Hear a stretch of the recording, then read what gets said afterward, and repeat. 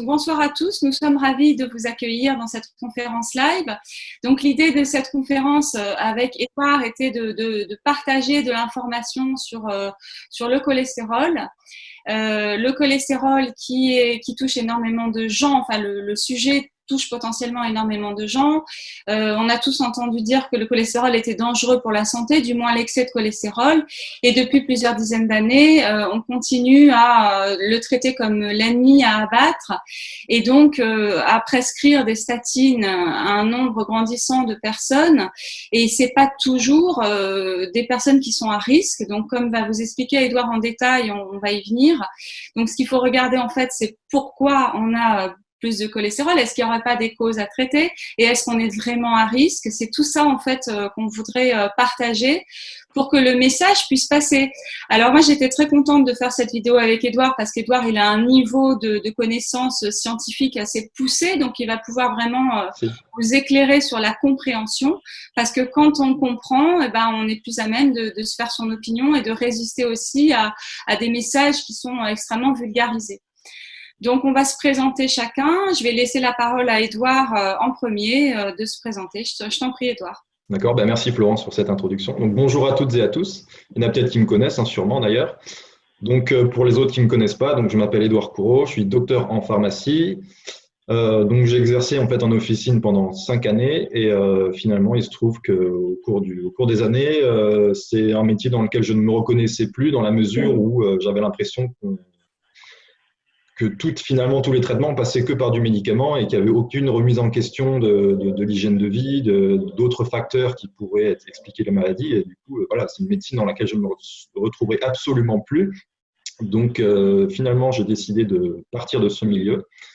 Et donc, désormais, je fais du conseil en nutrition, micronutrition. J'interviens également à la faculté de pharmacie donc en tant qu'enseignant dans le cadre du diplôme universitaire de nutrition et micronutrition. Je donne également donc, de la formation à d'autres professionnels de santé dans ce domaine-là. Et accessoirement, je donne aussi des cours particuliers donc à des étudiants, donc toute matière scientifique, etc. Voilà un peu. Donc, c'est vraiment un grand plaisir qu'on va vous présenter cette présentation. Ok, alors pour ma part, je me présente. Donc moi, je suis Florence, je suis naturopathe de formation. J'ai complété ma formation de naturopathe avec un cursus en, comment on l'appelait, micronutrition, médecine nutritionnelle et fonctionnelle. C'est là d'ailleurs que j'ai rencontré Edouard, entre autres personnes de ce milieu-là. Et je salue d'ailleurs les personnes de ce milieu-là que je connais. Donc j'ai une approche globale en naturopathie. L'essentiel, c'est là où la naturopathie et la micronutrition se rejoignent, et c'est assez proche finalement, c'est de traiter dans sa globalité et non pas de façon isolée.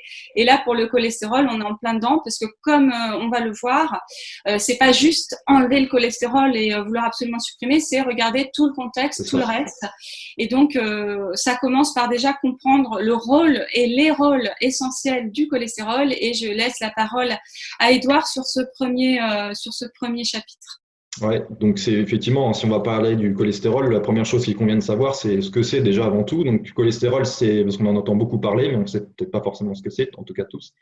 Donc, c'est un lipide, en fait, c'est une matière grasse qui provient en fait uniquement de l'animal, donc uniquement des produits animaux. Donc, on en trouve dans le beurre, dans les viandes, etc. Et la première chose que je voudrais dire également, c'est que cette matière grasse, elle est essentielle. Donc, c'est-à-dire vraiment, c'est quelque chose d'essentiel pour le corps. On en a besoin. C'est également une graisse, mais qui est de nature différente que les huiles. Parce qu'en fait, souvent, on a tendance à mettre un peu dans le même sac toutes les graisses. Le cholestérol, c'est un peu une graisse à part entière. Donc déjà, c'est la première chose sur le plan nutritionnel. Ça sert à rien de se priver de certaines graisses parce que ça n'aura pas du coup d'impact sur le cholestérol qui est une graisse à part entière. Ça, c'est la première chose.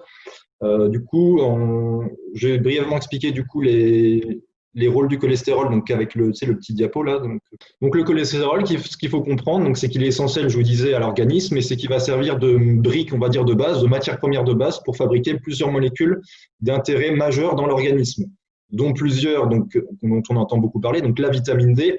Alors pour les puristes, entre guillemets, j'ai mis les structures chimiques. Alors le but n'est pas de faire de la chimie, c'est juste pour se rendre compte que le cholestérol étant ici, au niveau de la structure, pas besoin d'être un grand chimiste pour voir que finalement ça va donner des molécules qu'on connaît quand même, au moins on a déjà entendu parler. Donc la vitamine D que je vous disais qui sert notamment à la construction des os par le biais de l'absorption du calcium, mais pas que, on se rend compte que ça agit notamment sur la prévention des maladies auto-immunes par exemple.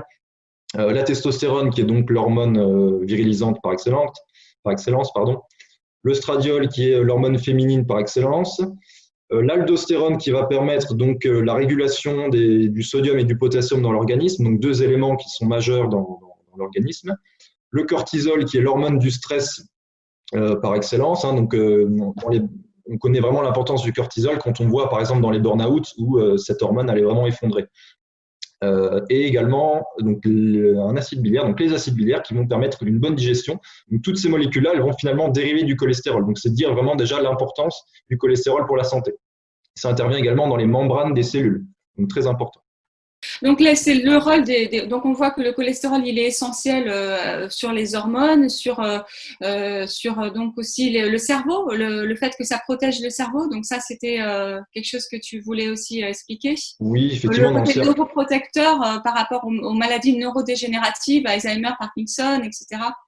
Oui, effectivement, parce que bon, le cholestérol, il est omniprésent dans le cerveau. Il est vraiment, les neurones sont entourés, donc les cellules du cerveau qu'on appelle les neurones sont entourées d'une ce qu'on appelle une gaine de myéline, qui est en fait une matière grasse un peu particulière, si on veut bien, qui est particulièrement riche, on va dire, en cholestérol. Donc, c'est important également à ce niveau-là.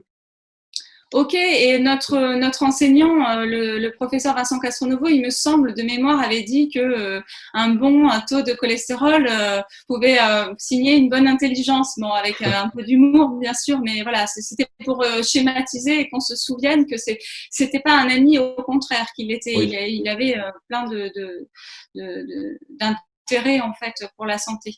Ouais. Et du coup, dans tout ça, pourquoi on craint le cholestérol alors? Alors déjà, ce qu'il faut également dire, c'est qu'on parle souvent justement du bon et du mauvais cholestérol. Donc ça, c'est des notions que j'aimerais déjà un peu nuancer, qui sont complètement donc désuètes. Donc si vous voulez, le bon et le mauvais cholestérol, c'est un peu la même chose que le bon et le mauvais chasseur, quoi, si vous voulez. C'est-à-dire qu'en gros, la différence, il n'y en a aucune. Donc, ce qui change, en fait, c'est le cholestérol, c'est toujours la même molécule. En fait, quand on dit le bon et le mauvais cholestérol, la molécule reste la même. Ce qui va changer dans le soi-disant bon et le soi-disant mauvais, c'est en fait les transporteurs, c'est-à-dire les petits véhicules qui vont véhiculer le cholestérol dans l'organisme. Donc, pareil, une petite diapo pour vous montrer ça. Donc, alors, encore une fois, le but n'est pas de faire de la biochimie, c'est juste pour vous montrer, ça je pense que ça parle quand même aux gens. On a le fameux LDL cholestérol qui est soi-disant connu pour être le mauvais cholestérol, qui est en fait, quand on parle du LDL, c'est en fait une petite capsule, une sorte de sphère comme ça, qui contient à l'intérieur du cholestérol.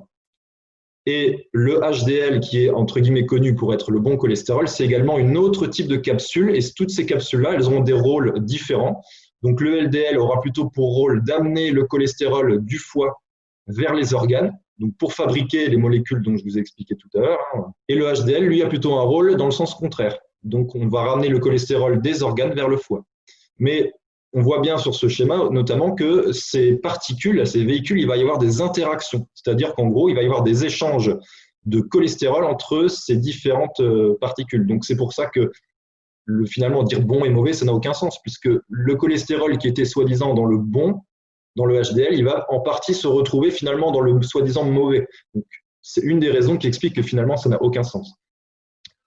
Voilà un peu, donc le cholestérol, il est livré de cette façon-là. Donc vous avez les petites sphères, le petit véhicule qui va véhiculer le cholestérol, qui va se faire reconnaître par les cellules de l'organisme et être capté pour fabriquer du coup les molécules qui sont importantes pour nous. Donc pourquoi on en est arrivé finalement à le trouver dangereux? Eh bien en fait, ça a commencé dans les années 40 en fait, aux États-Unis. Donc aux États-Unis, on s'est rendu compte qu'en fait, il y avait une augmentation grandissante des maladies cardiovasculaires. Donc, c'était lié à plusieurs facteurs, notamment l'espérance de vie, mais également un meilleur diagnostic finalement de la médecine. Et donc, il fallait quelque part un coupable parce qu'on se rendait compte que dans les personnes qui faisaient par exemple des infarctus, on se rendait compte qu'elles avaient des dépôts de graisse dans les artères. Donc, on s'est dit justement, le coupable idéal, c'est les graisses saturées et le cholestérol. Donc, si vous voulez, il y a un scientifique qui a un peu sauté qui a un peu surfé sur cette vague-là. Donc, ce scientifique s'appelle Ancel Keys. Il était partisan de ce qu'on appelle la théorie lipidique, c'est-à-dire la théorie selon laquelle les graisses étaient responsables, donc les graisses et le cholestérol, seraient responsables des maladies cardiovasculaires. Donc de ce fait, il va mettre en place une étude qu'on appelle l'étude des 7 pays.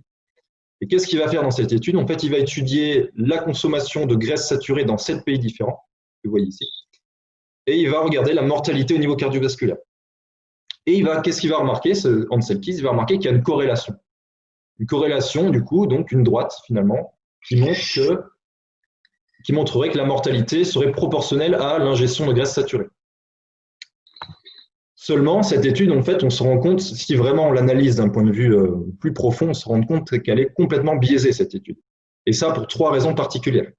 La première, c'est qu'en fait, il y avait non pas 7, mais 22 pays. Et vous voyez ici les autres pays, en fait, on se rend compte quoi? Notamment la France. Eh bien, il y a des pays comme la France qui ont une consommation de graisses saturées qui est relativement élevée, mais avec un taux de maladie cardiovasculaire très bas, d'où le fameux French paradox. Donc finalement, Ansel Keys a sélectionné volontairement les pays qui allaient corroborer son hypothèse. Donc ça, déjà, d'un point de vue scientifique, c'est vraiment pas bien du tout. Ça n'a aucune valeur scientifique. La deuxième raison qui explique que cette étude était biaisée, c'est qu'en fait, il ne faut pas confondre la corrélation avec un lien de cause à effet. Donc, ce n'est pas parce que 2 grandeurs sont corrélées que forcément elles ont un lien de cause à effet. Donc, ça, c'était le deuxième biais. Et enfin, le troisième biais, c'est qu'Ansel Keys est parti du principe qu'en fait, que c'était aux autres scientifiques de démontrer qu'il avait tort et que tant que personne n'avait démontré qu'il avait tort, eh bien que sa théorie était valable.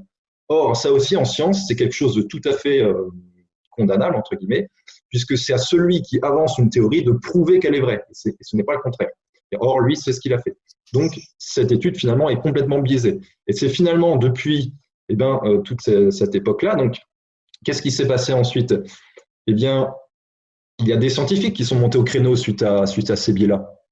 Il y a notamment un scientifique, donc John Yudkin, qui a lui défendait la théorie selon laquelle ce serait plutôt la consommation de produits donc à base de sucre raffiné qui augmenterait du coup les maladies cardiovasculaires.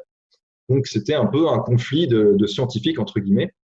Sauf que l'avantage était pour Keys dans la mesure où l'industrie sucrière forcément était plutôt partisan de la théorie d'Ansel Keys puisque ils n'allaient pas forcément corroborer la théorie selon laquelle les sucres étaient condamnables. Et toi, petite question à ce sujet, est-ce qu'à l'époque, l'industrie pharmaceutique n'était pas déjà en selle sur ce projet avec les statines, etc. C'est venu après ou c'est venu à ce moment-là? Effectivement, c'est une très bonne question parce que justement l'industrie pharmaceutique va surfer justement sur cette. Tu penses bien l'industrie pharmaceutique a veillé de près cette histoire-là et finalement quand Ansel Keys a eu entre guillemets gain de cause, c'était un peu, si on veut bien, un combat entre David et Goliath. Et l'industrie pharmaceutique a surfé sur cette vague pour justement développer des médicaments, puisque le cholestérol était de ce fait admis à tort comme le grand coupable. Donc l'industrie pharmaceutique en a profité pour développer des médicaments dont font partie les statines. Donc finalement, les recommandations nutritionnelles à la suite de cette étude et à la suite donc de l'intervention d'Ansel Keys ont été les suivantes, à savoir de consommer plus de glucides et moins de graisse. Et pourtant, et finalement, comment? Et voilà comment on en est venu à dire que les graisses c'était mauvais. Et on voit encore des produits où il y a marqué moins de graisse. Voilà. Et donc du coup, les recommandations n'ont quasiment pas changé depuis cette époque. Et pourtant, qu'est-ce qu'on observe dans la société depuis? Une explosion de l'obésité, une explosion du diabète, une explosion des maladies cardiovasculaires. Donc on peut vraiment se demander si finalement on est en réelle évolution ou en régression. Alors, je peux me permettre juste donc là une petite parenthèse par rapport à ça. Donc beaucoup de scientifiques aujourd'hui disent qu'il n'y a pas de corrélation en réalité entre les pays les plus prescripteurs de statines et il n'y a pas de chute du taux de maladies cardiovasculaires. Et que cette réalité-là, elle est masquée, elle n'est pas connue, et qu'au finalement, elle n'intéresse pas l'industrie pharmaceutique de la reconnaître. Mais elle devrait à elle-même prouver que les statines ne font pas chuter le taux d'accident cardiovasculaire. Et finalement, s'il y a un vrai facteur, je ne sais pas où tu en étais, mais s'il y a un vrai facteur, un vrai danger, lequel est-il? Alors en fait, il faut voir ça effectivement dans son ensemble. Le cholestérol, il faut voir ça comme une sorte de… de toute façon, je vais y venir après avec une diapo. Donc, c'est un peu une sorte de partie émergée de l'iceberg. En fait, c'est la partie visible qui annonce quelque part qu'il y a un problème ailleurs, des problèmes plus insidieux, plus profonds. Donc, le cholestérol, souvent, il est là comme annonciateur d'autre chose. Donc, c'est un peu ce que j'appelle le modèle de l'iceberg. Donc, on va voir sur une diapo que je vais remettre. C'est un peu le modèle de l'iceberg, le cholestérol, en fait. Voilà, c'est la partie visible, c'est-à-dire que c'est ça qu'en médecine classique, entre guillemets, on va traiter. Parce que voilà, pour toutes les raisons qu'on a évoquées un petit peu tout à l'heure. Mais finalement, les choses auxquelles il faudrait s'intéresser, s'il y a vraiment des facteurs de risque, eh bien, c'est toute la partie qui est finalement immergée et qui est en général beaucoup plus importante et insidieuse et délétère. Donc, parmi lesquelles l'inflammation, le stress, l'insulinorésistance. Donc ça, ce terme-là, ça veut dire en gros, c'est le début du diabète en fait, l'insulinorésistance. L'alimentation riche en sucre, le tabagisme, le stress oxydant, l'hypertension artérielle, bien évidemment, qui est un facteur de risque cardiovasculaire très important. La sédentarité, les calcifications artérielles aussi, on n'en parle, je pense, pas assez. Et aussi un autre marqueur de risque qui est très peu connu en médecine classique, on va dire, qui s'appelle l'homocystéine. Ça, on y reviendra peut-être, on peut le mesurer facilement au niveau sanguin. Donc, et aussi là-dedans, oui. Pardon, la stéatose hépatique qui fait partie du syndrome métabolique, on en voit de plus en plus aussi, peut-être du coup. La stéatose hépatique. Si c'était prévu dans. Oui. C'est une conséquence, on va dire, la stéatose hépatique, c'est une conséquence de l'insulinorésistance, une conséquence de ce qu'on appelle effectivement le syndrome métabolique. Donc, qui finalement, le syndrome métabolique, qu'est-ce que c'est? C'est un ensemble de symptômes, de syndromes, un ensemble de manifestations qui ont une cause commune, qui est l'insulinorésistance, à savoir le début du diabète, en fait. Voilà, donc ça rejoint un petit peu effectivement ce que tu dis. Donc, finalement, je pense que cette image, elle est assez parlante. Et finalement, en pratique clinique, eh bien, il n'y a pas beaucoup de praticiens qui s'intéressent, hélas, à tort, à cette partie immergée de l'iceberg. Et en médecine classique, qu'est-ce qu'on va faire? Souvent, les médecins, il n'y a pas de, je n'accuse personne en disant ça, mais c'est ce qu'on observe. Les médecins, finalement, vont le plus souvent traiter cette partie-là qui, finalement, n'est plutôt qu'un annonciateur d'autre chose. Donc, si on parle du cholestérol, il faut également parler de ce qu'on appelle la plaque d'athérome. Ça, c'est quelque chose de très important. Donc, la plaque d'athérome, qu'est-ce que c'est? C'est un dépôt, effectivement. C'est quelque chose qui vient rétrécir le diamètre des artères.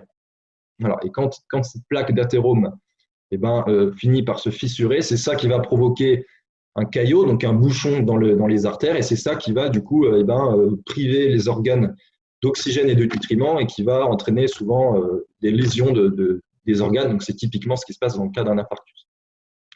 Donc déjà, la première chose à savoir, c'est que la plaque d'athérome, naturellement, avec l'âge, on en fait entre guillemets naturellement. C'est quelque chose de entre guillemets normal avec le vieillissement. Voilà. Mais alors, ce qu'on peut également regarder au niveau de la plaque d'athérome, comment ça se passe? Alors, le but n'est encore une fois pas de faire de la biochimie ou de la biologie, c'est juste pour expliquer que souvent à l'origine, en fait, ce qui se passe, c'est qu'on a tout d'abord une lésion. Une lésion, donc là, si vous voulez, donc on a zoomé, hein. Là, la petite couche ici de cellules, c'est les parois des artères. Donc le plus souvent, ce qui se passe, c'est qu'on a des lésions qui peuvent être consécutives à différentes causes, dont font partie l'hypertension, forcément. L'hypertension, c'est comme dans un tuyau, hein. Quand il y a trop de pression dans un tuyau, ça peut abîmer. Le tabagisme, etc., etc. Donc suite à cette lésion, en fait, ça va permettre le passage des fameux LDL, vous savez, les petits transporteurs là, qui contiennent le cholestérol, qui vont pouvoir donc s'infiltrer dans la membrane, suite à quoi ils vont être oxydés. Et cette oxydation, finalement, fait que les LDL, donc les transporteurs, on parle encore des transporteurs, là, on ne parle pas du cholestérol encore. Donc, ces transporteurs vont être oxydés, captés par des cellules immunitaires. Donc, en fait, c'est une réaction, si on veut, immunologique. Et du coup, le système immunitaire va vouloir se débarrasser de ces LDL oxydés. Et en fait, ça va créer une inflammation. Vous voyez ce qui se passe ici? C'est une sorte de chaos. Il va y avoir une inflammation qui va régner dans le vaisseau. Et c'est cette inflammation finalement qui est délétère. Donc, si on devait définir finalement ce que c'est la plaque d'athérome, c'est ni plus ni moins qu'une réaction inflammatoire de la paroi de l'artère. Voilà, donc il va y avoir d'autres cellules aussi qui vont, des cellules musculaires qui vont arriver au niveau de l'artère, qui vont fabriquer donc une chape fibreuse, en fait, une chape fibreuse autour du dépôt donc de lipides, hein, parce que tout ça, il faut imaginer, ça va gonfler, gonfler, gonfler. À chaque fois que le LDL va être oxydé, donc il va être capté par les cellules de l'immunité, mais de façon non régulée. Donc, c'est-à-dire qu'en gros, ils vont engloutir sans en finir. Et du coup, tout ça, ça va créer un cœur inflammatoire. En fait. Donc, c'est cette inflammation qui va générer la fameuse plaque d'athérome. Plaque d'athérome qui peut être justement plus ou moins instable en fonction de l'état inflammatoire. Alors, je ne sais pas ce que tu comptais dire juste après ça, mais juste que si on comprend bien, donc on peut avoir trop de cholestérol, mais si on n'a pas tout le reste du contexte qui nous met à risque d'oxydation, le cholestérol ne sera pas forcément dangereux.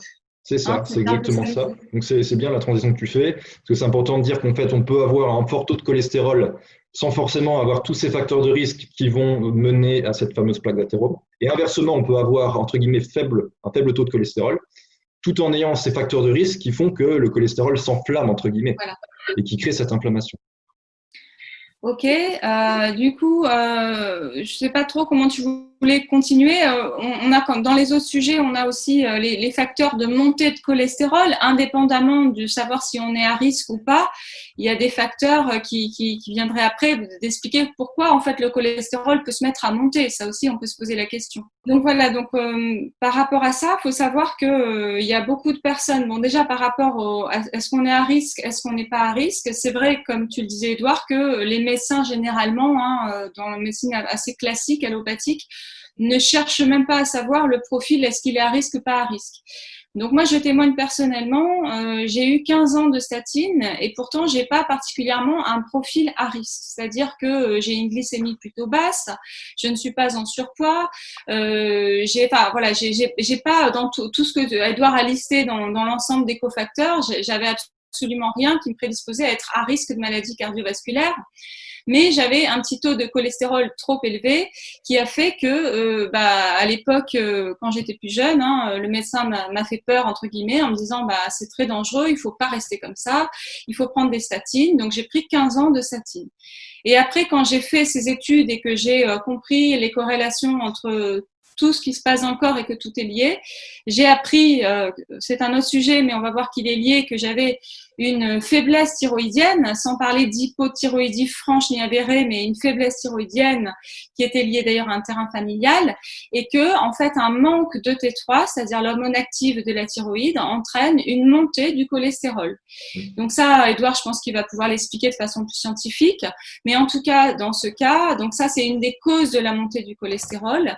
Il faut savoir que quand on a une faiblesse thyroïdienne, on va avoir une montée du cholestérol et qu'avant de prendre des statines, déjà, autant aller régler cette faiblesse thyroïdienne qui a plein d'autres répercussions sur le bien-être, sur la digestion, sur le moral, sur les hormones, etc. Et en plus, si on n'était pas à risque en termes de maladies cardiovasculaires, c'est un peu dommage de prendre des statines parce qu'on verra aussi qu'elles ont des effets secondaires. Effectivement. Voilà, Ouais. Edouard, je te laisse continuer sur tout ce sujet. Ouais, bah écoute, oui, l'hypothyroïdie, c'est bien de l'avoir mentionné. Effectivement, donc les hormones thyroïdiennes agissent, on va dire, sur tous les organes, sur pas mal de métabolismes. Et donc dans les hormones thyroïdiennes, il y a une hormone qui s'appelle la T3 et qui a pour but en fait de faire rentrer le cholestérol dans un petit compartiment particulier de la cellule qu'on appelle la mitochondrie. Cette mitochondrie va en fait utiliser le cholestérol pour justement fabriquer notamment les hormones que je vous disais tout à l'heure, donc testostérone, estradiol, etc. Donc si forcément on a moins d'hormones thyroïdiennes, le cholestérol sera moins utilisé de cette façon et donc potentiellement il pourra augmenter.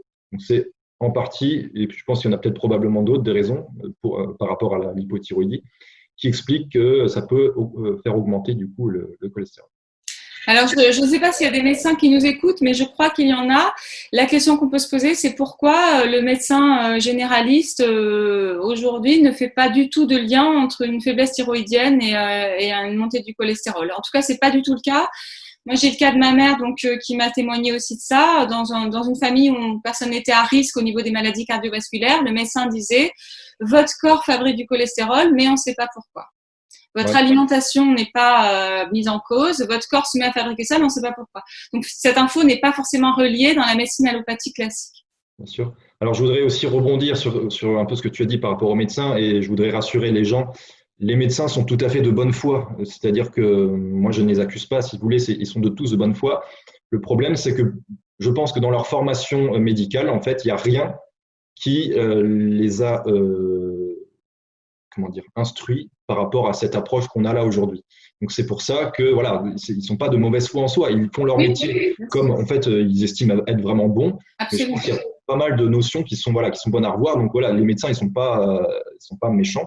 Voilà. Je vais déjà rassurer tout le monde. C'est pas d'une mauvaise intention, ouais. C'est ce que je dis aussi en consultation. Ouais. Donc, c'est juste en fait, des connaissances qui sont à remettre à jour et ce qu'on appelle un paradigme en fait, à revoir, voilà, par rapport au cholestérol et par rapport aux maladies cardiovasculaires. Est-ce qu'on a parlé de l'alimentation et des œufs? La question des œufs, tu comptais en parler ou pas encore? Je comptais en parler effectivement sur les facteurs, effectivement, finalement, comment agir en prévention. Donc, ce qu'il faut savoir, c'est que en fait, le taux de cholestérol circulant, il est très peu influencé par le cholestérol qu'il y a dans l'alimentation. D'accord? Donc ça, c'est vraiment la première chose à savoir. Et puis de toute façon, comme on vient de vous dire, le fait d'avoir un taux de cholestérol élevé ne prédit pas forcément des maladies cardiovasculaires. Donc vraiment, il faut se rassurer par rapport aux aliments qui contiennent du cholestérol. Il y a beaucoup justement de recommandations nutritionnelles qui sont, je pense, un peu désuètes et qui justement disent attention, surtout pas. Alors les œufs, il y en a qui disent surtout pas plus que 2 par semaine. Personnellement, moi j'en mange 2 voire 3 par jour. Donc c'est pour vous dire, sans compter les autres aliments qui contiennent également du cholestérol, et j'ai aucun problème, je suis en excellente santé, je vous rassure. Donc voilà, je pense qu'il faut vraiment, surtout que l'œuf c'est un super aliment, je veux dire, voilà, on peut pas l'accuser de ce dont il n'est pas responsable. Et alors, d'autant plus, les œufs bleu blanc quart, on peut en parler aussi. Oui, les œufs bleu blanc quart, c'est une filière particulière, donc où les poules ont eu une alimentation particulièrement riche en graines de lin, donc ce qui fait que la qualité nutritionnelle des œufs est encore meilleure.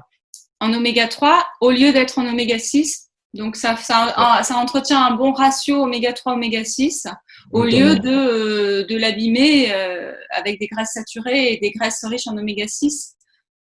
Oui, notamment, effectivement, ça va enrichir, on va dire, un peu en acides gras oméga 3, qui peuvent être, on y reviendra d'ailleurs, quand j'ai parlé tout à l'heure justement de la plaque d'athérome et le fait que la plaque, elle pouvait être plus ou moins stable en fonction du statut inflammatoire de l'artère, et bien à savoir que les oméga 3, et ben, ils agissent notamment de cette façon-là, en fait, ce sont des précurseurs en fait, de molécules entre guillemets anti-inflammatoires. Je fais vraiment un raccourci, mais en gros, ça va stabiliser quelque part l'inflammation, et notamment c'est celle de l'artère, forcément. Donc c'est en ça que les oméga 3, entre autres, sont protecteurs au niveau cardiovasculaire.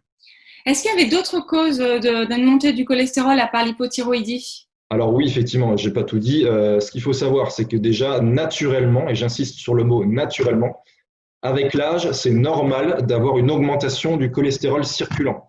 Donc, il ne faut surtout pas s'en inquiéter. C'est là que justement, en médecine classique, souvent on s'en inquiète. Et combien, moi, en tant que pharmacien au comptoir, j'ai vu des personnes âgées, et quand je dis âgées, c'est des fois très âgées, des fois supérieures à 80-90 ans, qui étaient encore sous statine. Et je trouve ça mais totalement inutile. Et ouais, inutile en fait. Donc, à cet âge-là, voilà. À cet âge-là, effectivement. Enfin, donc, voilà, naturellement, il faut retenir que ça augmente. Et ce n'est pas forcément pathologique, du coup, de ce fait. Sinon, qu'est-ce qu'il y a d'autre comme cause? Une alimentation riche en sucre, en fait, parce que le sucre, par différents mécanismes, va pouvoir donner, par le biais de l'insuline, donc l'hormone qui en découle, va pouvoir également donner du cholestérol. Voilà. Et enfin, aussi, autre chose à spécifier, c'est que c'est pas parce qu'on est en dehors des normes. Vous savez, dans les prises de sang, des fois, quand on a une valeur qui sort un peu de la norme, ça apparaît soit avec une étoile, soit en gras.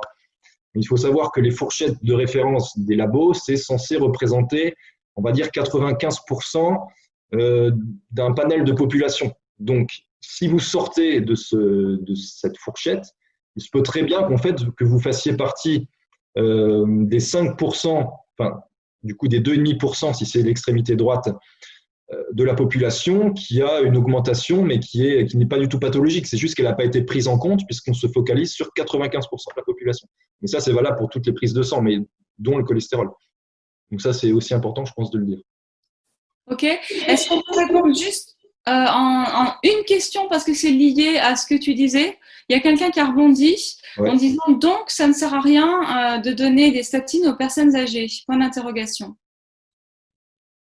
Alors, mon avis, c'est que oui, à partir d'un certain âge, 90 ans, ça ne sert à rien de donner des statines, clairement. Enfin, je veux dire, si vous lui collez des effets indésirables qui sont des fois désastreux, pour un bénéfice qui est extrêmement minime, quand bien même il serait réel, et sachant qu'à cet âge-là, malheureusement, ils ont beaucoup plus de risques de décéder d'autre chose que de maladies cardiovasculaires. J'ai envie de dire, ça ne sert à rien à cet âge-là. D'accord.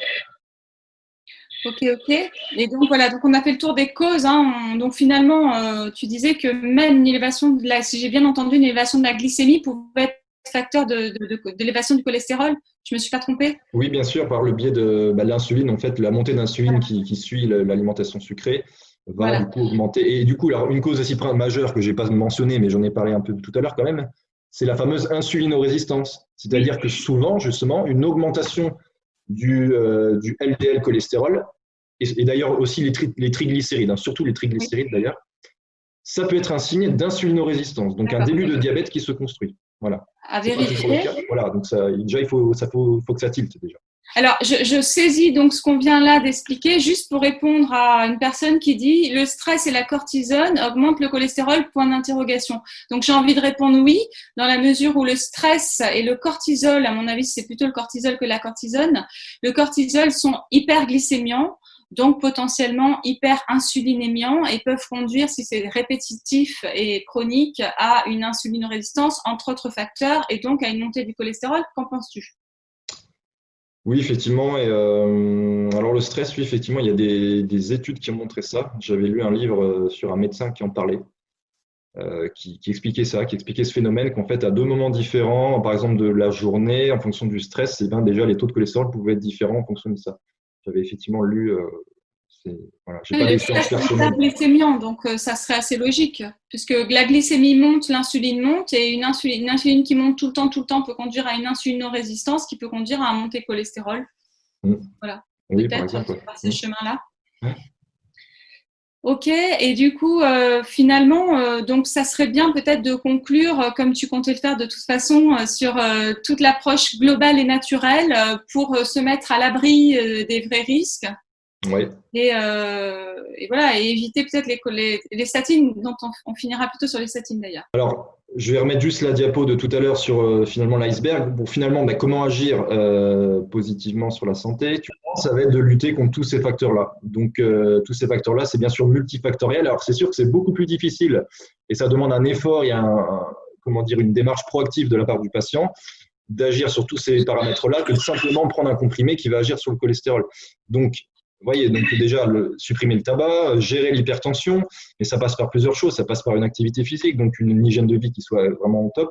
Une alimentation, donc forcément, on va en parler, qui soit plutôt de type crétois, c'est-à-dire très riche en fruits et légumes, très riche en antioxydants, donc c'est tous les fruits et légumes colorés. Les oméga 3, hyper importants, puisqu'on a vu que les oméga 3, ça agissait en fait pour réguler quelque part l'inflammation. Et autre effet bénéfique des oméga 3, c'est qu'en fait, alors on a vu quand la plaque d'athérome elle se cassait, qu'est-ce qui se passait? On avait un caillot, donc on avait un thrombus, un caillot, ça fait un bouchon dans l'artère. Et les oméga 3, eh ben, ils vont entre guillemets inhiber un peu ce phénomène. Donc c'est en ça aussi que les oméga 3 sont intéressants en prévention. Donc les petits poissons gras dans l'alimentation. Petits poissons gras, effectivement, le truite, saumon. Alors saumon, attention à la qualité quand même.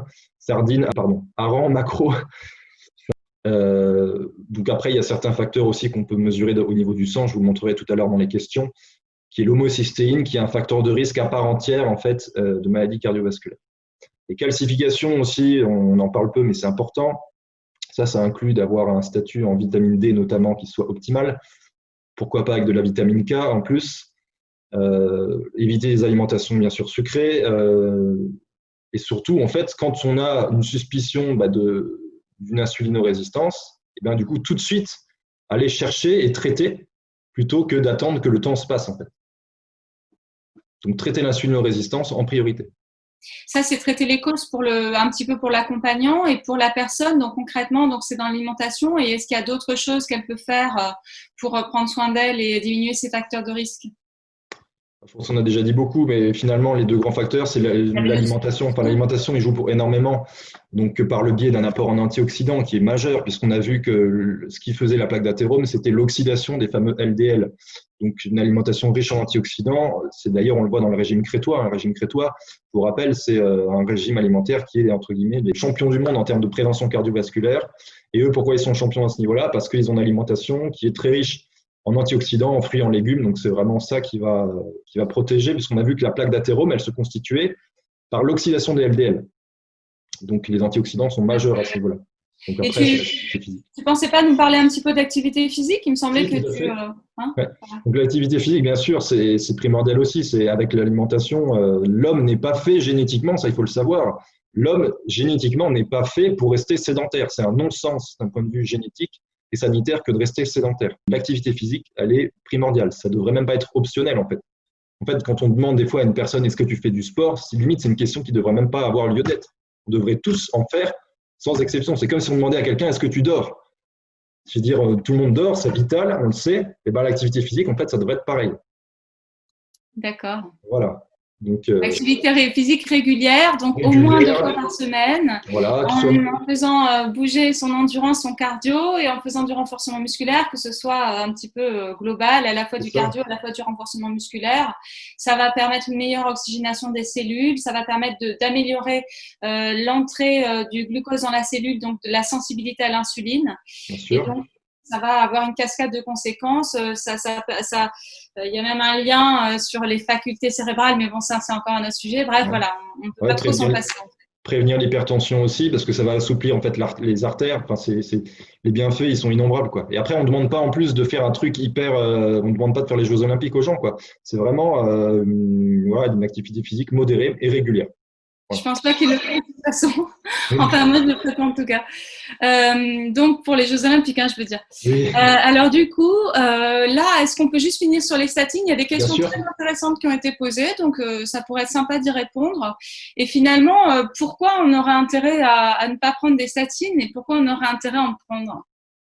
Si vous voulez, finalement, les statines, alors on en parle beaucoup, mais elles sont pas non plus. Enfin, je veux dire, ça peut être pourquoi pas sur du court terme. C'est-à-dire qu'en fait, ce que j'ai pas dit aussi sur les statines, c'est qu'en fait, elles ont un effet, le réel effet, on va dire, pharmacologique, qui est entre guillemets utile en termes de prévention cardiovasculaire, même si l'effet est minime, c'est en fait, ce sont des anti-inflammatoires, les statines, qui agissent en stabilisant la fameuse plaque d'athérome.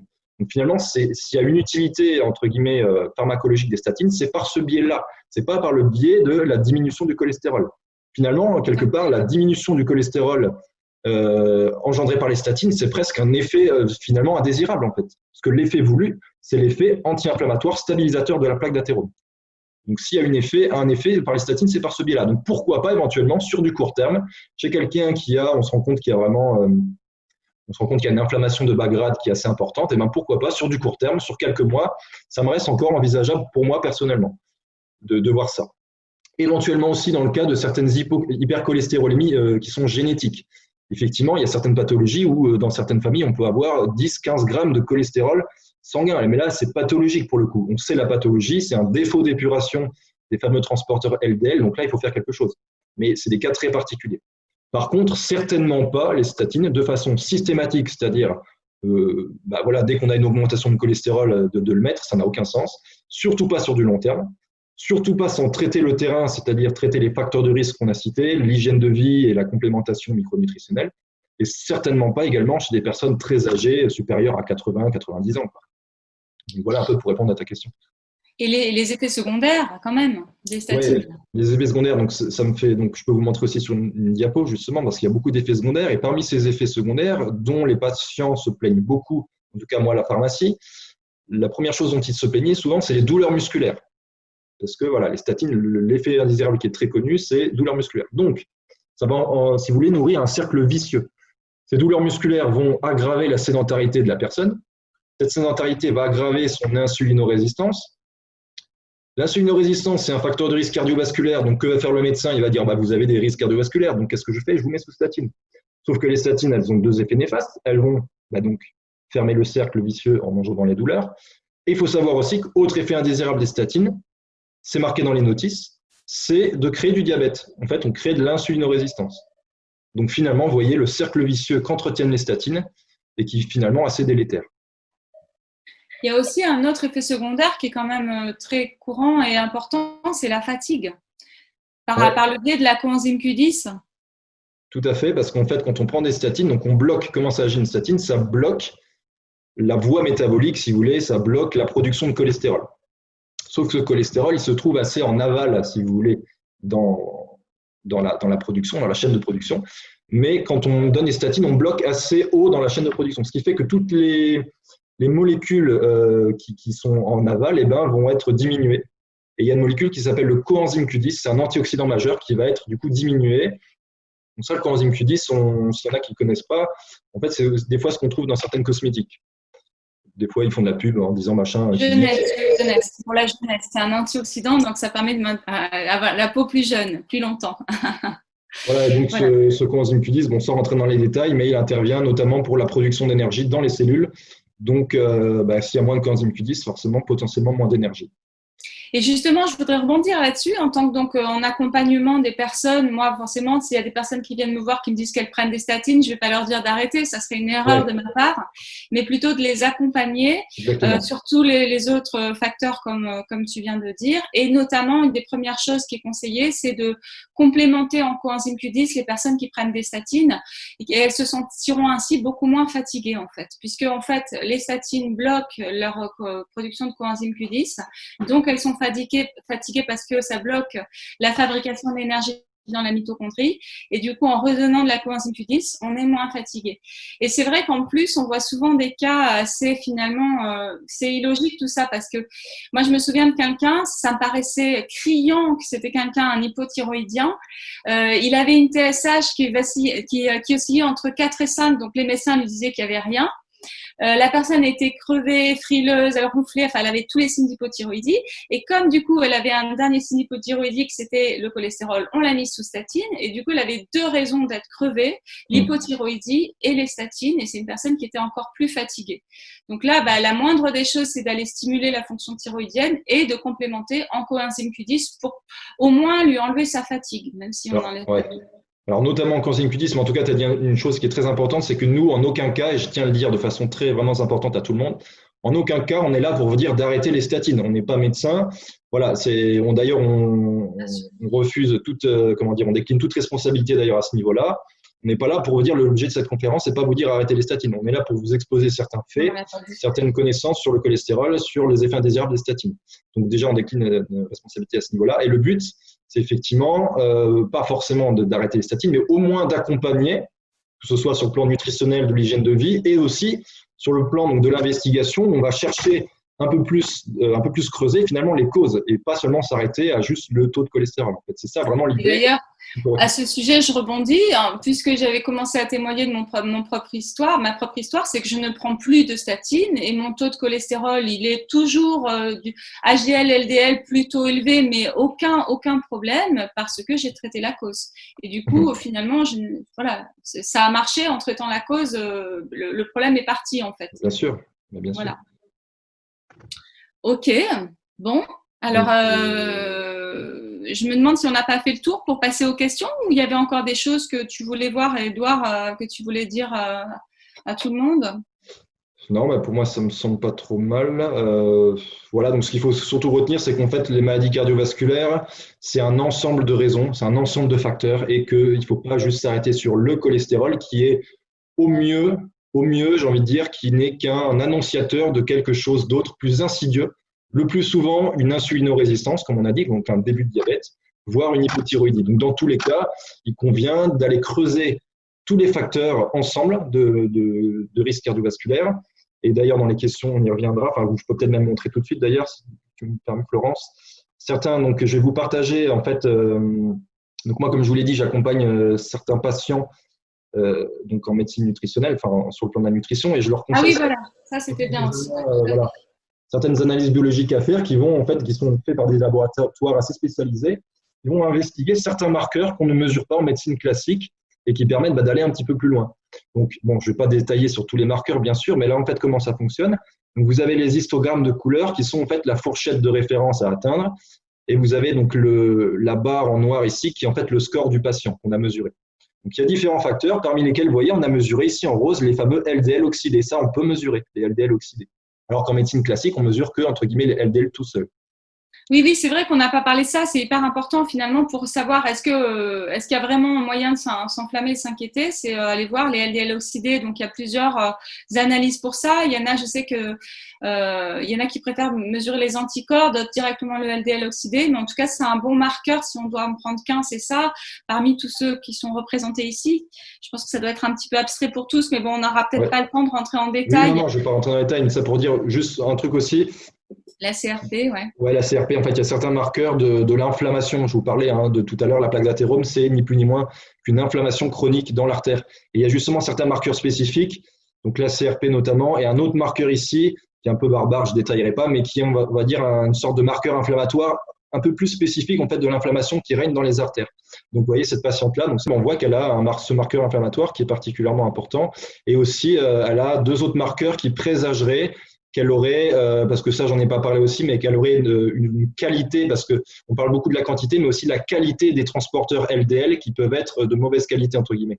Ah oui, et ces marqueurs-là peuvent attester une qualité plus mauvaise, on va dire, des fameux LDL cholestérol. Ok, Voilà. ok, super. Et la ferritine aussi élevée, bon, Alors, la un marqueur d'inflammation. Alors, ferritine, oui, qui peut être aussi un marqueur pro-oxydant. Et j'en finirai aussi là-dessus pour dire que cette patiente-là, pour revenir à l'insulinorésistance, on a mesuré, j'ai fait mesurer à cette patiente-là en laboratoire, donc finalement ce qu'on appelle l'indice OMA, qui est annonciateur en fait d'une insulinorésistance. Et en fait, elle a un score hyper élevé, enfin très élevé, qui annonce qu'elle a une insulinorésistance et qui finalement, ni plus ni moins, corrobore tout ce qu'on voit ici, c'est-à-dire qu'elle a une inflammation au niveau des artères et des facteurs de risque. Voilà. Donc ça corrobore encore une fois le fait que l'insulinorésistance, ça fait vraiment le lit de la plaque d'athérome. Ok. Voilà. Alors, je propose qu'on passe aux questions. Il y en a pas mal, donc je vais commencer par ordre chronologique. Il y en a beaucoup, donc il va falloir. Je pense pas qu'on arrivera à répondre à tout, mais on va prendre le temps quand même nécessaire. Première question. Contrôler le taux de cholestérol, est-ce que c'est finalement un bon moyen de voir notre risque d'accident cardiaque? Comment, dans ce cas, contrôler ce dernier? Donc ça, je pense qu'on a répondu au fur et à mesure de la conférence, puisqu'on a dit que le taux de cholestérol isolé, c'était pas le seul moyen, c'est le LDL oxydé, on en a parlé finalement à la fin, qui est un marqueur unique, mais comme l'a dit Édouard, est-ce qu'il y a une insulinorésistance? Est-ce qu'il y a une méthylation, une bonne méthylation à travers l'homocystéine? Est-ce qu'il y a un syndrome métabolique? Est-ce que voilà, c'est tous les autres marqueurs qui vont nous dire est-ce que la personne est à risque? Édouard, oui, tout à fait. Non, mais en fait, on a répondu quelque part. C'était tout l'objet de la conférence finalement. Oui. Qui a Après, répondu à ça. c'était une question qui arrivait très tôt en fait dans le. Ouais. Voilà. On entend souvent que le foie fabrique 80%, donc les anomalies ne sont pas liées tout le temps à l'apport exogène. Ça aussi. Oui, voilà. De toute façon, on y a répondu. Ouais, on y a répondu aussi de ce fait. Ouais. Ok. Bah à toi du coup. Ouais, ok, pas de souci. On nous demande alors quelle est la différence entre le LDL et le VLDL? Bon, ça, je ne développerai pas trop parce que finalement, sur les prises de sang, on ne mesure pas spécialement le VLDL. En fait, les fameux LDL et VLDL, ça, c'est les fameux transporteurs dont je vous parlais. Parce que voilà, c'est les lipides, donc les graisses sont transportées par différents transporteurs. Donc, le LDL est celui qui, on va dire, contient le plus de cholestérol. Et en fait, le LDL, c'est un peu, en quelque sorte, le petit bébé du VLDL. Les VLDL, en fait, vont donner naissance au LDL. Donc, c'est, voilà, on ne va pas rentrer dans la biochimie, mais c'est ça, on va dire, la nature des choses. Une autre question? Ouais. Enfin, vas-y, on peut alterner. Si un taux de HDL supérieur à 1 serait-il délétère selon des données récentes? Auriez-vous des informations à ce sujet? Je pense que, ouais. Je te laisse répondre. Un taux de HDL, pas LDL, oui. HDL. Ben, c'est le bon, donc c'est celui qui est plutôt très protecteur et qui n'a pas de risque de s'oxyder. Donc, voilà. Bah moi, je nuancerais quand même sur ton risque de ne pas s'oxyder parce que justement, il y a on montre que c'est quand même capable de s'oxyder malgré tout et que justement. Oui, bien sûr. Parce qu'en fait, ce qui s'oxyde dans le HDL, c'est la partie, en fait, c'est les lipides dans un premier temps qui s'oxydent. Et les lipides, en fait, transmettent leur oxydation aux protéines de la capsule. Et c'est cette protéine oxydée qui fait que ça perd sa fonction. Et justement, chez l'insulinorésistant, on tend à montrer, enfin, c'est pas on tend à montrer, c'est on montre, chez le diabétique, l'insulinorésistant, que ces HDL, du coup, sont, en plus d'être abaissés donc, quantitativement, et ben, qualitativement, ils sont également moins performants. Ils ne jouent plus leur rôle, en fait, comme ils le devraient. Et puis, encore une fois, ces notions de bon et de mauvais, comme on l'a dit, il faut le relativiser, ça n'a pas de sens, en fait. Chacun a son rôle, mais différent. Ça marche. Alors, je rebondis juste sur une question pour pas qu'on oublie. Il y a une personne qui s'appelle Stéphanie, j'en dirai pas plus. Je ne sais pas si vous êtes, Stéphanie, praticienne ou patient, dans quelle position vous êtes, mais vous demandez est-ce qu'il y a une liste de labos réalisant les analyses montrées par Édouard. Si vous êtes praticienne, je vous invite à rejoindre sur Facebook le groupe qui s'appelle Analyse nutritionnelle et fonctionnelle, qui est plutôt réservé aux praticiens. Oui, il y a plein de labos, enfin il y a plein, il y en a quelques-uns. Là, c'était, je crois, Barbier, celui que tu as montré. C'est ça, exactement. Il y a Lille, Linz, en Belgique. Il y en a d'autres aussi. Donc, oui, la réponse, c'est oui, il y a une liste. Mais après, c'est tout un univers. Je ne pense pas qu'on puisse se lancer dans des analyses comme ça sans être accompagné. C'est clair.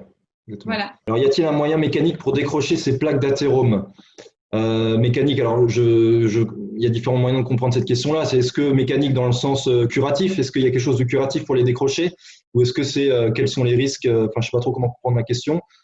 Toujours est-il que la plaque en fait elle peut se déstabiliser quand l'inflammation qui règne dans la plaque d'athérome est importante. Donc c'est surtout comme ça qu'elle peut se fissurer et créer du coup un caillot.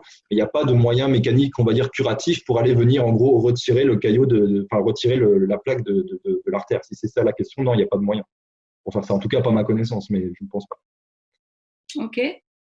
J'ai une personne qui m'a dit comment on peut faire monter la T3, d'autres qui me dit comment on peut traiter une hypothyroïdie. Alors ça aussi, c'est toute une approche globale sur les causes de l'hypothyroïdie. Est-ce que c'est un manque d'iode? Enfin, ça va être un vaste sujet, mais je peux dire globalement, est-ce que c'est un manque d'iode? Est-ce que c'est un manque de tyrosine? Est-ce que c'est un manque des cofacteurs comme le sélénium, le zinc, le manganèse, la vitamine A, la vitamine E, les oméga 3, la vitamine D, le fer? On peut y aller.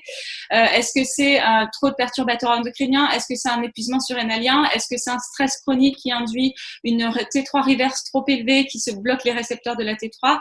Il y a énormément de choses à investiguer en fait pour savoir pourquoi on a une hypothyroïdie. La carence d'iode est aujourd'hui extrêmement courante, donc une première chose à faire, c'est déjà d'aller demander le taux d'iode dans les urines. Et puis voilà, et puis après c'est un accompagnement complet et global. Ça, c'est difficile de répondre comme ça très rapidement en tout cas. Ouais, c'est clair. Je laisse la parole à Edouard pour la suite. Ouais, alors là j'ai une question qui est quand même intéressante, mais bon, on y a aussi un petit peu répondu déjà tout le long. Est-ce que le rapport entre bon et mauvais cholestérol, entre guillemets bien sûr, donné lors d'une prise de sang a encore un sens? Alors tout d'abord, encore une fois, nuancer ces notions de bon et de mauvais qui n'ont aucun sens. Et non, le fait de mesurer finalement juste le cholestérol en tant que tel, on l'a vu, c'est complètement inutile en termes de prédiction cardiovasculaire. C'est insuffisant. En fait, c'est pas inutile, c'est insuffisant. Donc, il faut aller beaucoup plus loin que ça. D'autant plus que quand on mesure dans une prise de sang le cholestérol, ce qu'il faut savoir, c'est qu'on mesure l'intérieur des transporteurs, en fait. On mesure le cholestérol qu'il y a dans les transporteurs et non pas les transporteurs eux-mêmes. Or, il faudrait, le plus important, en fait, ce serait de mesurer non pas le LDL cholestérol, mais le LDL particules, le nombre de particules de cholestérol. Parce que vous voyez, on peut avoir un cholestérol ici en jaune. On peut avoir n'importe quoi 8 de LDL cholestérol dans deux cas différents. Et dans un premier cas, on aura 2 particules et dans l'autre, on en aura 4. Sauf qu'on est beaucoup plus à risque quand on a 4 particules LDL parce que forcément, les antioxydants doivent se partager entre beaucoup plus de particules. Donc, ces particules sont beaucoup plus sensibles à l'oxydation. Donc, on est beaucoup plus à risque finalement quand on a beaucoup de particules.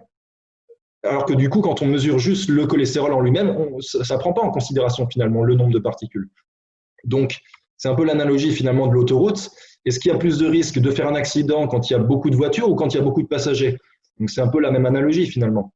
Et donc, ça, c'est beaucoup plus important. Et quand il y a par exemple une augmentation des triglycérides et une diminution du HDL, comme on le voit souvent dans la sulfurylrésistance, c'est souvent prédictif plutôt de justement ce type d'état physiopathologique, à savoir des petites particules de LDL qui sont particulièrement néfastes et délétères. Ok, ça marche. Donc, il y a une question qui dit les statines en prévention secondaire après un AVC ou IDM peut permettre de stabiliser les plaques, donc peut-être seul intérêt des statines quand même pour les personnes âgées. Finalement, c'est ce que Edouard a fini par dire, je crois. Oui, que finalement, ça va un effet stabilisateur de plaques et que pourquoi pas sur du court terme, on peut pendant quelques mois, pour vraiment calmer entre guillemets le feu, éventuellement. Mais c'est encore une fois, on donne ça pour un effet entre guillemets anti-inflammatoire. D'ailleurs, on le donne en prévention secondaire et ce, quel que soit le taux de cholestérol de la personne. Ça veut bien dire qu'une statine, finalement, on ne cherche pas à la donner pour son effet hypocholestérolémiant, mais quelque part pour son effet anti-inflammatoire. Donc, encore une fois, l'effet hypocholestérolémiant, quelque part, c'est un effet indésirable qu'on ne souhaite pas. Et du coup, voilà, en fait. Du coup, la question, c'est est-ce que, aussi, il y en a une autre, c'est est-ce que le ratio HDL sur cholestérol total, pour toi, est-ce qu'il a un sens? Pour moi non plus. parce que ça n'investigue pas la totalité des facteurs de risque et ça ne dit en rien, encore une fois, sur cette fameuse taille et le nombre des fameuses particules LDL. Donc, s'il y avait un rapport, on va dire, qui serait important de prendre en compte pour évaluer finalement la taille et le nombre des LDL, c'est le fameux rapport triglycérides sur HDL. Voilà, qui est prédictif, en fait, quand ce rapport-là, en général, c'est supérieur à 3,5, 4, c'est prédictif, donc souvent d'une insulinorésistance et donc d'un phénotype en fait, avec des particules LDL qui sont petites, qui sont dites petites et denses, et particulièrement aptes à l'oxydation et donc à s'immiscer dans la paroi des artères. Et encore une fois, on parle du transporteur, on ne parle pas du cholestérol. Voilà, donc c'est important de faire la nuance. Ok. Tu as d'autres questions, Edouard? Ces analyses sont bien acceptées par les caisses de sécu? Non, malheureusement, pour la plupart, ces analyses ne sont pas remboursées. C'est ce qui fait encore un frein supplémentaire, malheureusement, en termes de prise en charge, hélas. Alors, une question qui est intéressante. Le jeûne intermittent, alors ça, malheureusement, on sera trop long de détailler. Quelle fréquence, tout ça, on n'aura malheureusement pas le temps. On peut quand même dire que le jeûne intermittent a un effet sur l'insulinorésistance qui est hyper intéressant et sur le syndrome métabolique. Oui, tout à fait, oui. Je peux dire ça. C'est beaucoup plus rapide avec un bon jeûne intermittent que de s'en priver, quoi. Non, c'est un bon truc. Par action indirecte, en fait. Ok. De dire 2 mots sur l'hypocholestérolémie. Pour le coup, c'est pour l'hypocholestérolémie cette fois-ci et ses risques. Alors effectivement, il y a certains patients qui ont des taux de cholestérol qui sont très bas et finalement, on ne comprend pas trop pourquoi, on ne sait pas trop en fait les causes. Donc, bon, a priori, c'est peut-être que l'organisme fonctionne bien comme ça quelque part. Donc, voilà, on ne sait pas trop en fait, on ne connaît pas trop les raisons. Je crois qu'il y en a une quand même. Attends, l'hypocholestérolémie, on peut aussi interroger sur sa vitamine D, non? Il n'y a pas un lien avec la vitamine D? Si, je crois. C'est le contraire, c'est quand tu as une basse vitamine D que tu peux avoir. Enfin, disons que la basse vitamine D, l'hypovitamine D, peut être une conséquence d'une baisse du cholestérol, puisque le cholestérol est le précurseur de la vitamine D. Donc c'est plutôt dans le sens là, je pense qu'il faut le voir. Alors, si certains experts pensent avoir la réponse, n'hésitez pas à marquer votre petit message. On est toujours preneur. Alors, une question aussi, mais je pense qu'on a largement répondu dans la conférence, c'est peut-on prendre oméga 3 pour prévention du cholestérol? On a répondu en fait dans le dernier chapitre que ça faisait partie d'une stratégie, entre autres les oméga 3, l'alimentation, les antioxydants. Oui, ça va faire partie, mais pas que ça. Edouard, qu'est-ce que tu en penses? Oui, mais c'est ça, en fait, on a déjà. Moi, j'en conseille souvent des oméga 3 parce qu'en fait, c'est quand même assez déficitaire dans l'alimentation et que c'est vraiment un super nutriment, quoi. Donc, tout d'abord par l'alimentation et si besoin par des complémentations. Après, il faut faire attention aux marques, à la conservation. Moi, je sais que je suis très attaché à la conservation des oméga 3 que je conserve au congélateur parce que c'est très sensible à l'oxydation. Donc, voilà. Ok. Voilà, j'ai encore une question, je crois que ça doit être la dernière, il me semble. Donc, il y en a qui disent huile de cameline. Oui, l'huile de cameline, oui, c'est notamment riche en oméga 3, mais si ce n'est pas les mêmes encore que dans le poisson. Alors, la CRP de vos analyses est-elle la même que celui de l'inflammation? Oui, effectivement, c'est la même, sauf que dans le cas d'une polyarthrite, en fait, c'est le même marqueur, la CRP dans tous les cas, sauf que là, dans le cas des maladies cardiovasculaires, on va mesurer, si vous voulez, la CRP à des taux très bas, en fait. C'est ce qu'on appelle l'inflammation de bas grade, en fait. C'est entre guillemets le bruit de fond inflammatoire qui existe dans votre organisme. Et on sait que quand ce bruit de fond est finalement assez important, eh ben, ça forcément prédispose, c'est un marqueur finalement qu'il se passe une inflammation chez vous. Donc, mais c'est donc le même marqueur, effectivement, que pour la polyarthrite. Car ma CRP reste élevée malgré ma polyarthrite rhumatoïde stable et j'ai beaucoup de cholestérol. Et ben, c'est peut-être qu'il faudrait investiguer, donc là je ne sais pas qui a écrit le message, il faudrait investiguer, voir d'autres facteurs de risque pour voir en fait. Parce que l'inflammation, c'est un des facteurs de risque, il y en a plusieurs. Donc peut-être que oui, il y a peut-être quelque chose qui se passe, il faudrait voir. Ok, alors moi j'ai une question aussi. Statine anti-inflammatoire, je ne sais pas si c'est une question, je lis en même temps. Statine anti-inflammatoire mais oxydante. Car en bloquant la voie HMG, CoA réductase bloque la synthèse de l'ubiquinol. Voilà, c'est ce qu'on a dit aussi. Oui, on a dit tout à l'heure. Ok, donc alors, ça, voilà, c'était plus une info, oui. Par rapport au coenzyme Q10, justement, je voulais revenir. C'est important quand même de mesurer le coenzyme Q10, de surveiller en même temps, parce qu'à l'inverse, un excès de coenzyme Q10 peut également être pro-oxydant. Donc, c'est important quand même de surveiller en parallèle, surveiller la complémentation. Et voilà. Ok. Il y a quelqu'un qui demande est-ce qu'il faut faire juste une cure de Q10 ou le conseiller sur du long terme. Alors là-dessus, si tu me permets, je veux Vas-y, bien vas-y. répondre et puis n'hésite pas à nuancer. Pour moi, tant que la personne est sous tastine, il faut complémenter en coenzyme Q10 pour pallier à l'effet secondaire donc de blocage de la coenzyme Q10 par la statine. Et comme le disait Edouard, quand même, aller surveiller de temps en temps pour voir s'il n'y a pas finalement un excès qui arrive pour être sûr de ne pas faire mal les choses en voulant faire bien. C'est ça, en fait, oui, exactement. Voilà, je te laisse continuer, voir si tu as encore. Moi, j'ai Ouais. presque arrivé à la fin des questions. Hein. Moi, il y en a une qui vient d'arriver à l'instant. Que pensez-vous du D'accord. score calcique et de l'intérêt ou non des statines? L'intérêt ou non des statines, on en a parlé. Donc, pourquoi pas sur du court terme, encore une fois. Dans certains cas très rares, enfin rares, on va dire, d'hypercholestérolémie familiale où il y a vraiment des taux qui sont pour le coup cognés de LDL, où des fois ça peut dépasser 10 grammes par litre. Le score calcique, effectivement, c'est un facteur de risque aussi, puisqu'en fait, ça va quelque part analyser le.